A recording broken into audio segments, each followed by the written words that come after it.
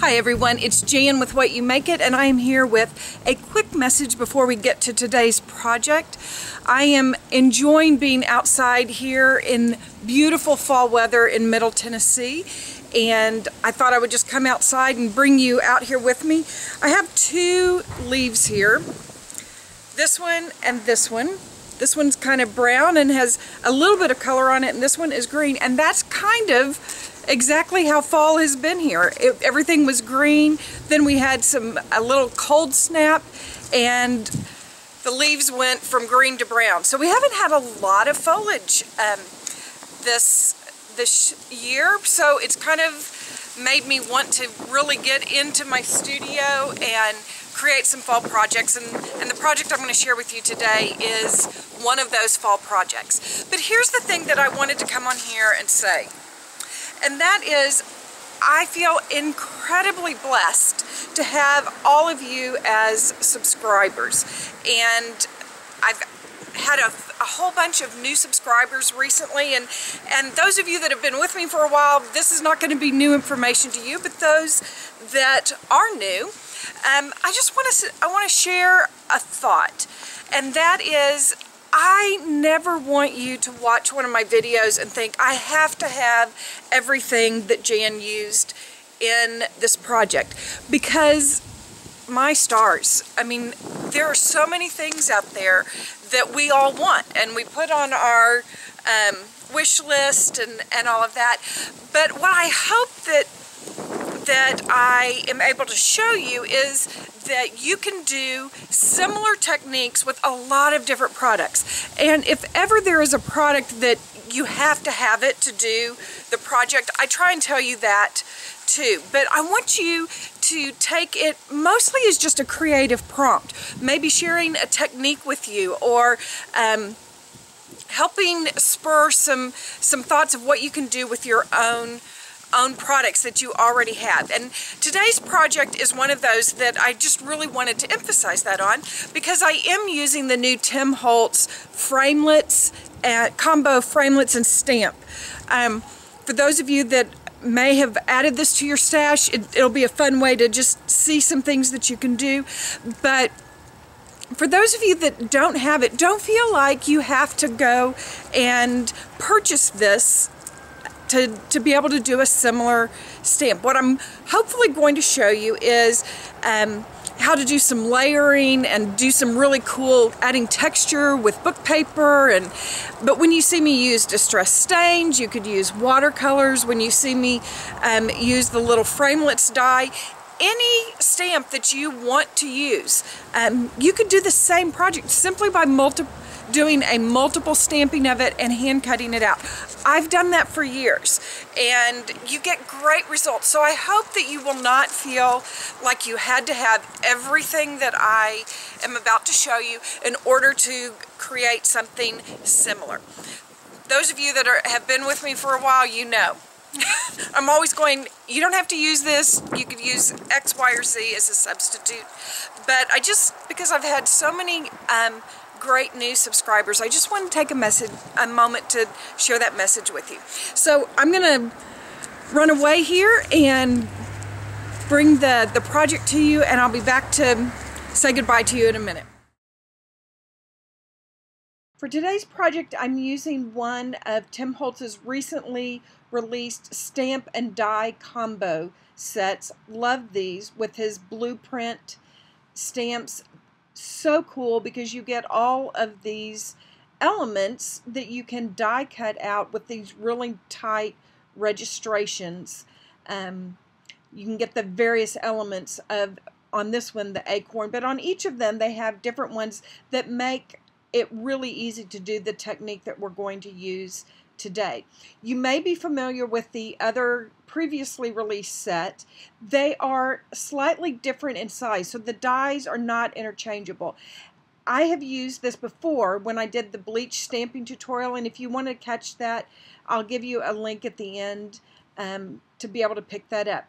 So here's what I'm going to do. I really want to create a lot of visual texture, and so for the die cut pieces I'm going to use some of this dictionary paper, but because I'm going to be layering it, dictionary paper is a little thin, so I'm using some just kind of multi-medium glue to attach the dictionary paper to some cardstock. That will give me a little bit better, thicker surface to work with, because I'm going to be staining it and coloring it up with some wet medium. So because I'm going to be using some distress stain, I want to use archival ink, and so I'm using the Ranger Archival ink in coffee. Go nicely with the image that we're doing here, and I'm just stamping it on some pretty thick craft cardstock. I went and got went into my scrap drawer, and I've just pulled out a couple of scraps, and I'm going to stamp the sentiment here. This label is one of those that comes with the set, and it's just great. And I'm going to stamp the whole sentiment here that says be thankful. In the end, I'm only going to use part of it, but just wanted to show you how the whole thing worked. Now again, I've let my paper dry onto the cardstock, and now I am stamping multiple images here, and you'll see here I turned it around and upside down, and then my brain actually kicked in and I realized, duh, Jan, you don't want those words upside down. So instead of using that one that was upside down, I'm just going to go ahead and go down the page with my 3 additional layers of that stamp. Now to do the die cutting, I am using the new Sizzix magnetic platform. Love it when I'm working with these little sizzlets or framelits dies, because they really do hold your paper and die in place, so we're not having to do that whole little post-it note trick. You can see that I can pick it up and move it, and it's not going to get out of place. Great product that will actually really help speed this process up. You can see with these dies, because you can see through the little framelits, that you get a very good registration. The cutting edge is on the inside of that piece, and if you're familiar with things like spellbinders, they usually have a little bit of a lip, which is a good thing when you want to do a little embossing technique or whatever. But for things like this where you're stamping an image and cutting it out, this is a really nice way to do it. You can see I'm just cutting out the various elements of my acorn. So now I want to show you, I had some creative play and just messed around with another version of it, and I want to show you how I really aged this up. In my head, what I was wanting to do is kind of create a kind of masculine card, and maybe kind of make it look like a field journal is what I've kind of done. So I'm beginning with some antique linen stain. I just want to begin to add layers of kind of dirt and grime to it. I am dipping it in the ink, and anywhere where it kind of pools up, I'm using my heat tool and drying it, because you'll get a little bit of a concentration there. And then when I've dried it, I put it back in, just going back and forth.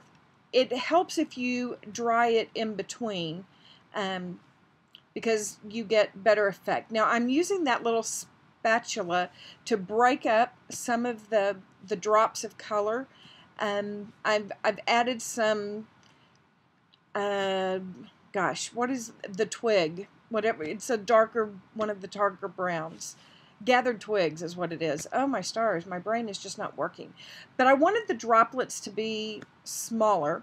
So now I don't want to waste the ink that I have there, and so I've put some Biscotti Perfect Pearl in there. I'm just mixing it around, giving it a nice little shimmer, and I'm dyeing some ribbon that I'm going to use later. It's just a great way to use up that extra ink, and I wanted a little bit of color variation, so I added a couple more stains in there. I'm just going to drop it into my drying box. You get perfectly coordinated ribbon when you use up the ink that you have left on your craft map. Now, one other step that I did is I wanted to really kind of make it look very rustic and like it may have even fallen in the mud.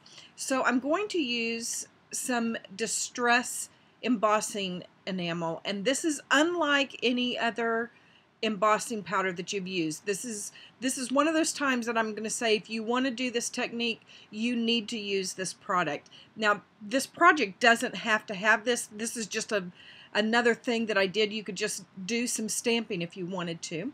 But I'm going to use a couple of colors of this distress embossing enamel.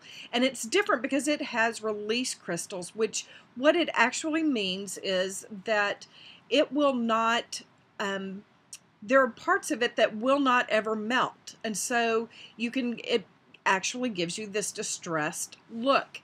Now you notice that I've put the first color, which was antique linen.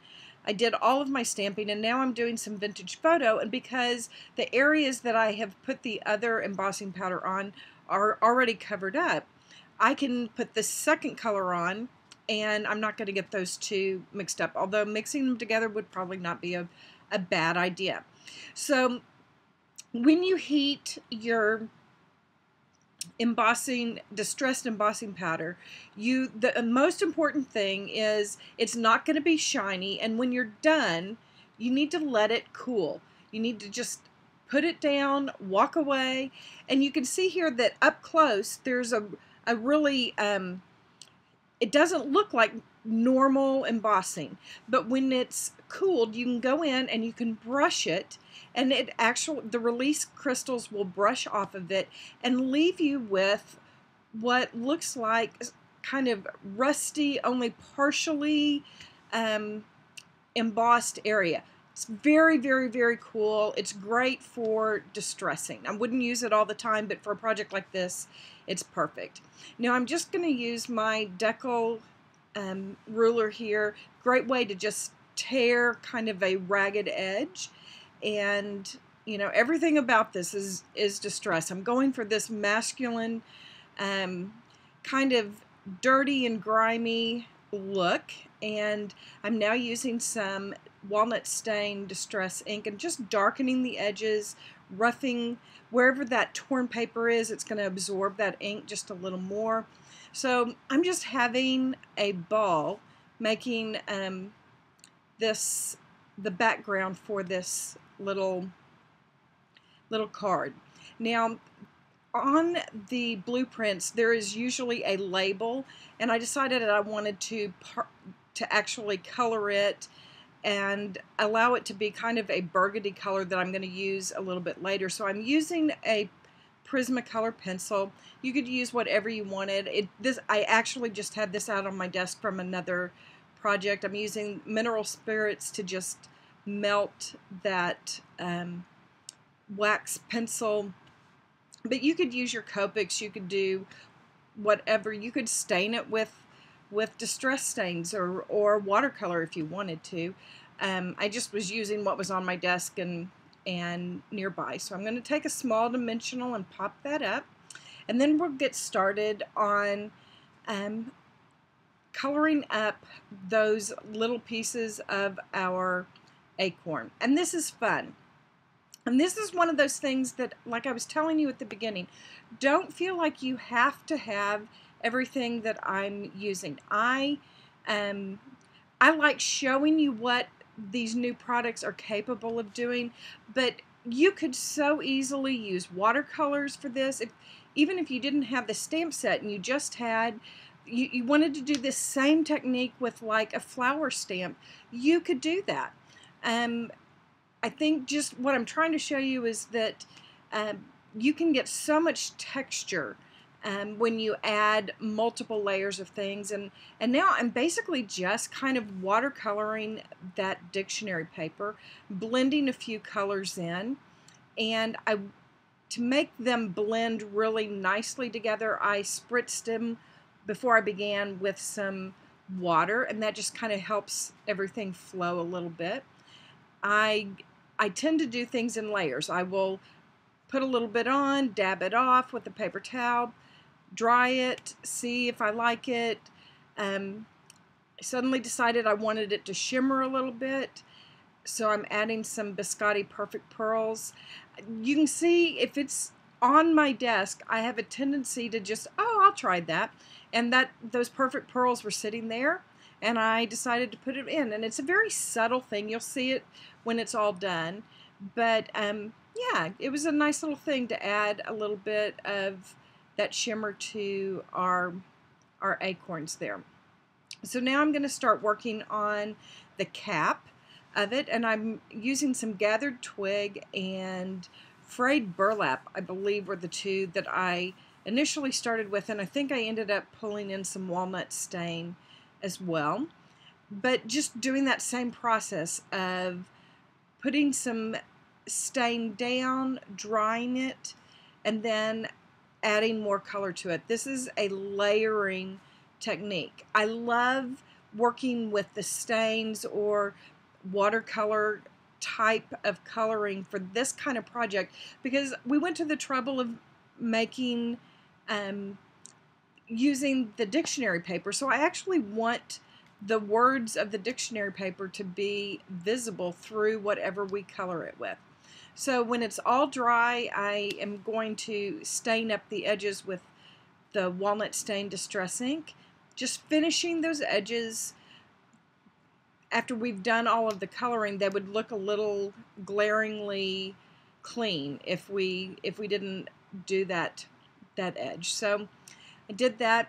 One of the properties of distress stain is that it's reactive to water, so I put a little water in my hand and flicked it on there and immediately dried it, and it will give some splotches to my coloring. I just don't want, the point was I just didn't want very much that was really pristine and clean. I wanted it all to have a little distressed, vintagey look. The guys in my life tend to be outdoorsy, and things like this will appeal to them. So it was fun doing this, perhaps for one of them. Lots of dimensionals. Just going to start building up the layers here.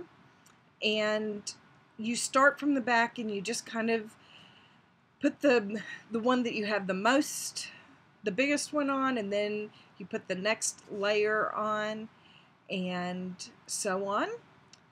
And these two happen to be kind of on that same layer, and then our final one is just adding that little cap, and it gives just a little bit of dimension to this great focal image for our card. Very fun. Easy card. I'm doing a standard A2 card that I ran through an embossing folder before I scored it. I find that I get a little bit better result with that. And you're not really going to see much of it, but it is a nice little added detail. Again, I went to my scraps, and you can see I'm trying to figure out, what do I want to do with this? And I decided I wanted just maybe a little band of that burgundy. So I cut a piece that was about, I think it was exactly 5.5, so it would go from top to bottom. And I'm going to tear a edge on it so that it also has that distressed look to it. And now I will just add it directly to my card front. And I want to put that ribbon on, but I needed a way to get it through there, so I just cut a little notch, and I'm threading the ribbon through. I'm going to tie it, and I really kind of wanted a multi bow loop, and I can't tie those very well, so I just do this kind of faker method where I wrap several loops around my fingers and put it down into my tied piece there and tie it around it, and it ends up looking prettier than anything I can do there. I know that there are probably lots of other ways, and if I would spend a little time I would actually be better at tying bows, but they're just not my gift. So I do a faker method or cheater method most of the time. So now I'm going to add our focal image. We're almost done here. I'm going to tuck that down in there, and wanted to make sure a little bit of that red was showing on, or burgundy was showing on both sides.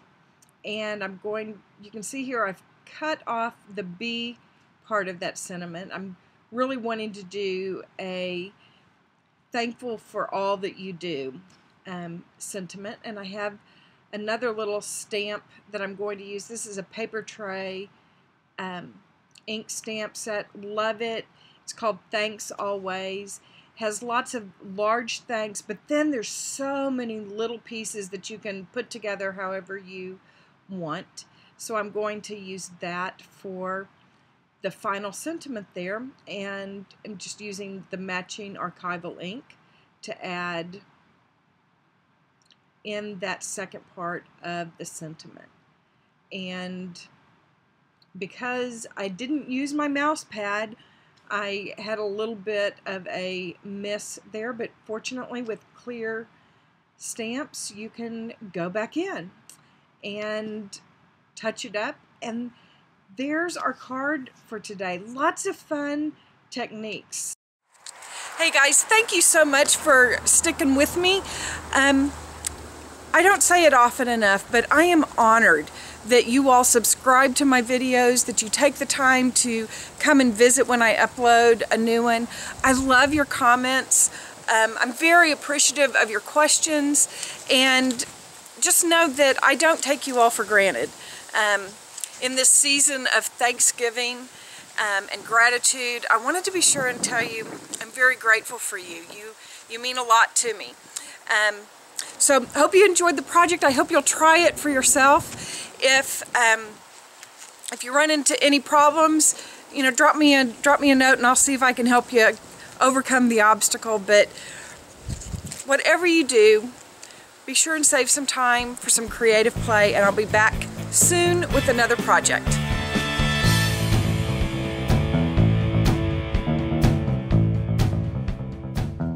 I really enjoyed working with this Acorn blueprint stamp. It was really fun, and I have used it on a similar project in the past. You might want to watch that video. I did bleach stamping with it, and there's a link to it here.